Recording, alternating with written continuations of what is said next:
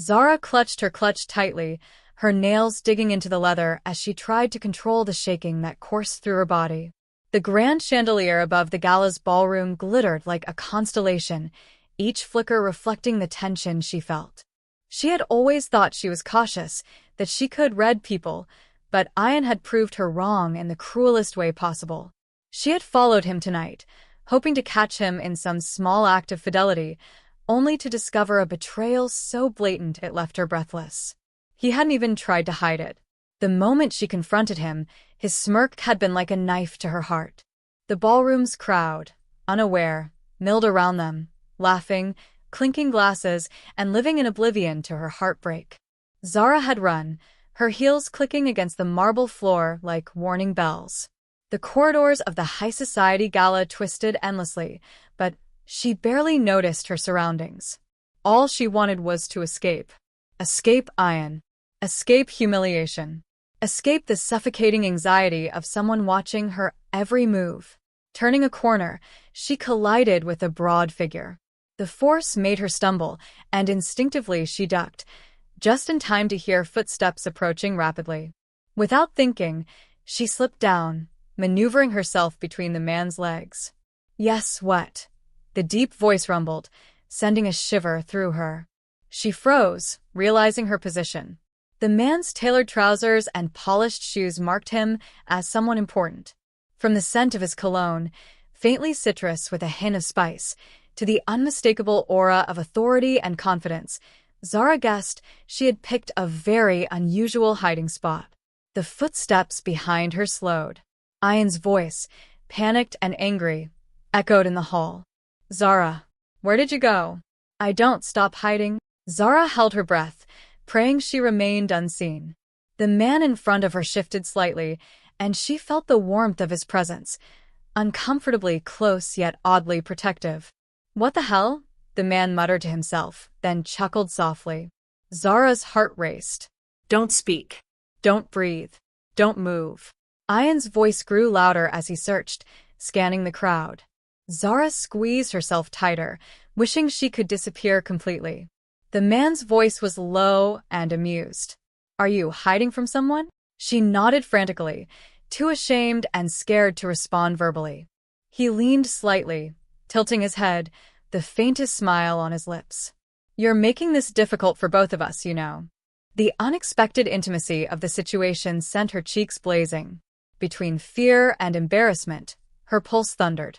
Outside the small protective bubble that the millionaire unknowingly created, Ian's figure grew more desperate. Zara had never felt more trapped, and yet, strangely, safer than she had in hours. Rayhan, the millionaire, stared down at the tiny figure clinging to his legs, feeling a mixture of shock and amusement. He was accustomed to attention, but this was entirely unexpected. "Okay," he said slowly, his voice calm but amused. "I don't know who you are or why you're hiding from someone in my legs, but you need to tell me now, or this is going to get awkward." Zara's small nod was frantic, a silent plea. She could barely speak. Her lips trembled. The world seemed to narrow to the warmth of Rayhan's legs, the faint scent of his cologne, and the echo of Ian's shouts. Rayhan crouched slightly, his large frame creating a protective shield. "It's okay. I can help," he murmured. His tone was strangely soothing, a mix of authority and kindness.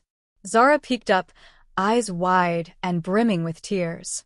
Ian's voice was coming closer. Her stomach twisted. "You're safe," Rayhan said softly. "I won't let him find you." For a moment, the room disappeared. There was only him, solid, unwavering, someone who didn't yell or betray or smirk. Someone who made her feel inexplicably safe despite the ridiculousness of the situation. Ian's footsteps halted just a few meters away. "Zara," he barked. "I know you're here." Rayhan straightened slightly, placing a firm hand on her shoulder without pushing or hurting her. "Do you want me to handle him?" he asked quietly. Zara nodded, relief and fear mingling. Ian's eyes scanned the room, but failed to notice Zara. Rayhan's commanding presence had somehow diverted his attention. Then, in a moment that sent her heart racing, Rayhan pulled her close in a protective hug. Zara froze. Her cheeks burned. She hadn't expected human contact from a stranger, especially not like this, but the hug was different from anything she had known. It wasn't intrusive. It was careful, reassuring. A shield. Ayan, frustrated and humiliated, finally stormed off. Rayhan didn't release her until he was sure the ex had disappeared from the scene. Zara's hands trembled at her sides. "Teach, thank you," she whispered, barely able to form words. Rayhan smiled lightly, brushing a stray strand of hair from her face. "You're welcome. Now, you need to tell me what's going on." In the quiet of Rayhan's office, far from the chaotic gala, Zara finally spoke. Her voice was soft but steady as she recounted everything: the lies, the betrayal, the stalking, and the humiliation. Rayhan listened, his eyes never leaving hers. There was no judgment, only interest, concern, and an almost imperceptible amusement. "You've been through a lot," he said finally, "but you're handling it remarkably well." Zara flushed. I wasn't sure I could." Rayhan leaned back in his chair, studying her. "You're stronger than you think," he said, "and you don't have to face it alone." Their conversation grew lighter, interspersed with laughter as Rayhan teased her about the absurdity of hiding between his legs at a gala. Slowly, the tension melted, replaced by an easy connection that neither of them could deny. Just as Zara began to relax, a familiar voice shattered the calm. "Zara, you can't hide forever." Ayan had returned, desperate and angry. Before she could panic, Rayhan stepped forward. His presence was commanding, protective. "Leave," he said simply, his tone brooking no argument. Ayan hesitated, meeting Rayhan's steady gaze, then slunk away, defeated. Zara let out a breath she didn't know she had been holding.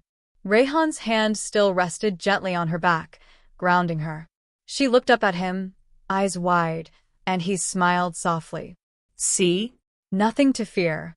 The intimacy of the hug, the safety of his presence, and the relief of the moment overwhelmed her. Something had shifted, something unspoken but undeniable. In the days that followed, Zara and Rayhan grew closer. Casual meetings turned into long conversations over coffee, then dinner, then quiet walks in the park. The initial embarrassment of their first encounter faded, replaced by comfort, curiosity, and mutual respect. Zara's confidence returned. She no longer felt defined by betrayal or fear. Rayhan, intrigued by her strength and vulnerability, found himself drawn to her in ways he hadn't expected. One evening, as the sun dipped below the skyline, Zara admitted softly, "I never imagined I'd feel safe, even happy, after all that's happened." Rayhan took her hand, his thumb brushing over hers. "You deserve more than safe. You deserve to be cherished."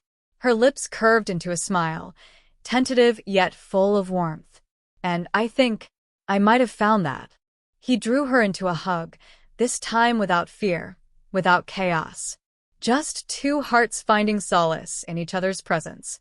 As they stood there, the city buzzing around them, Zara realized that escaping her past had led her straight into a future she hadn't dared to imagine. A future with someone who could protect her, understand her, and maybe love her. And for the first time in a long time, she didn't feel the need to hide.